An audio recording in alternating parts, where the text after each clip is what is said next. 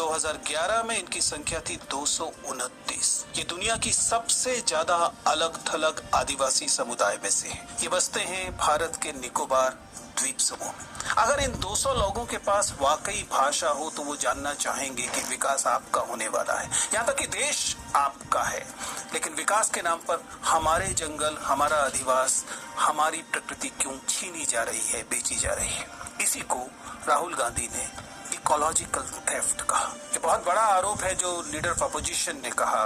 उन्होंने कहा कि विकास के नाम पर निकोबार में संसाधनों की लूट हो रही है और जो मेगा प्रोजेक्ट वहां लाया जा रहा है, जिसे कि सरकार कहती है कि इकोनॉमिक ग्रोथ के लिए है, स्ट्रेटेजिक डेवलपमेंट के लिए है। मैं जानना चाहता हूं कि शोम्पेन आदिवासी समूह को इनमें से किससे लाभ होने वाला है? क्या वास्तव में हम अपनी डाइवर्सिटी को, हम अपनी ट्राइबल कम्युनिटीज को मजबूर नहीं कर रहे हैं? अगर आप अध्ययनों पे जाएं तो बाकायदा एनवायरमेंटल इम्पैक्ट असेसमेंट रिपोर्ट यही कहती है, फॉरेस्ट एडवाइजरी कमेटी की ऑब्जर्वेशन भी यही कहती है कि इस प्रोजेक्ट से बड़े पैमाने पर डिफॉरेस्टेशन होने वाला है, इसके बहुत बड़े इकोलॉजिकल रिस्क हैं। और सच्चाई ये है कि जिसे हम बायोस्फीयर रिजर्व कहते हैं, जिसे यूनेस्को ने माना है कि वो ग्लोबली इंपॉर्टेंट इकोसिस्टम है, वहां पर कटाई होगी।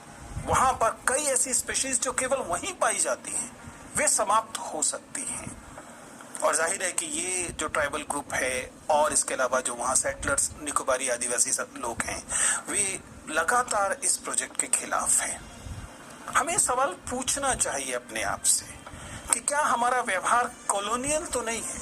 कहीं ऐसा तो नहीं हम औपनिवेशिक तरीके से इन चीजों को केवल संसाधन के तौर पे देखते हैं? हमें जमीन जो है वो एक संसाधन भर दिखाई देती है। कि ठीक है कि हमें विकास की जरूरत पड़ती है, लेकिन विकास और विनाश के बीच का मतलब, अगर इनके बीच की लाइन अगर समाप्त हो जा रही है, तब फिर ये विकास नहीं कहा जा सकता। कुल मिलाकर देश को जिम्मेदारी लेनी चाहिए। ऐसा नहीं किया जा सकता कि देश के तमाम जमीन को, प्रकृति को केवल संसाधन की तरह देखा जाए और कुछ कंपनियों को बेच दिया जाए। क्योंकि कल को अगर ये जंगल नहीं बचेंगे, ये जमीन नहीं बचेगी, ये आदिवासी नहीं बचेंगे, तो जो कुछ भी बचेगा वो भले ही कुछ हो, देश नहीं होगा। शोम्पेन आदि